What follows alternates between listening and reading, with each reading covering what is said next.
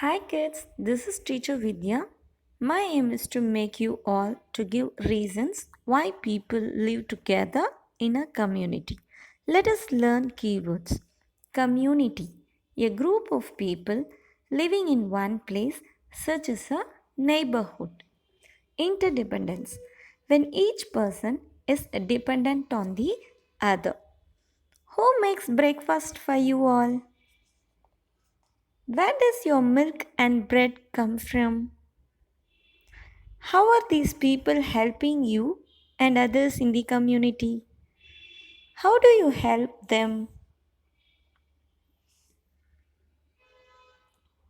Since earliest times, people lived together in caves and moved in groups hunting for food. Even when they settled down, they lived together in groups. A person who was good at making tools might not have been a good hunter. Someone might have been a good farmer but might not have known how to look after the cattle. This helped them to divide their work among themselves. We divide our work even today. We do this because we are interdependent on one another. It means that we are dependent on others for their services. Some people have learned special skills which help others. When people share work, they can also save time. It is because of this dependence that we live together in a community. Animals are interdependent on each other for food and for safety. For example, tigers feed on deer. Elephants move in herds for safety. Have you seen an anther? What is it like? How do you think ants work together?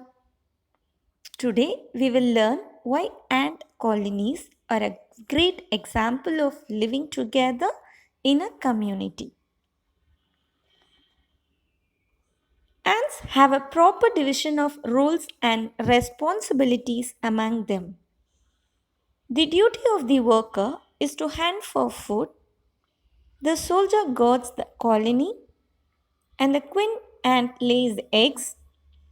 This shows that they are dependent on one another and cooperate with each other to live together. Like ants, we too live in a community and are interdependent on one another. There may be difference in the manner in which we live and how ants live. Ant colonies show how dividing work helps each one to work better. It is important to give specific work to people who have the skills to do it better than others do. And colonies also tell us how to cooperate with one another. We may not like to have a queen king among us.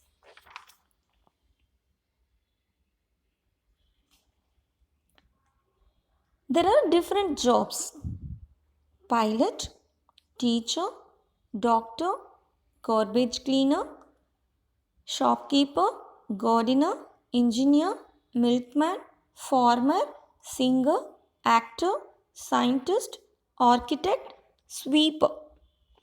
Which of these jobs would you like to do?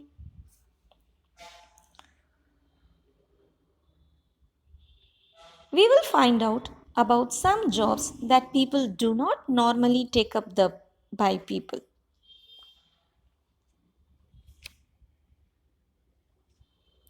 A garbage collector collects garbage from individual homes or from community dustbins. A sweeper sweeps roads and other places. It is likely that these people do not earn as much money as other professionals. Sweepers and garbage collectors work for the community. They keep our surroundings clean. We would have to live among dirt and foul smells if they did not do their jobs. This would have affected our health. We are as dependent on them as we are on others. While doing their job, they may harm their own health as they work closely with dirt, garbage, which not only has a smell but may contain poisonous or harmful things. There could be many reasons for them to take up such jobs, some of which can be poverty, not being educated, or not finding another job.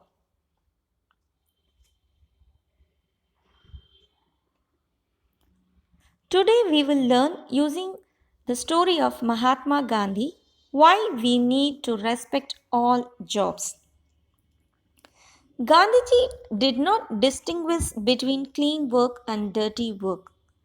He tried to tell everyone that there was no difference between himself and a toilet cleaner or a sweeper. But from earlier times, people would look down upon cleaners and sweepers and called them untouchabilities. Gandhiji tried to change the views of people towards them. We should respect all kinds of work if it does not harm anyone. A sweeper deserves the same respect as any other profession. We call this dignity of labor.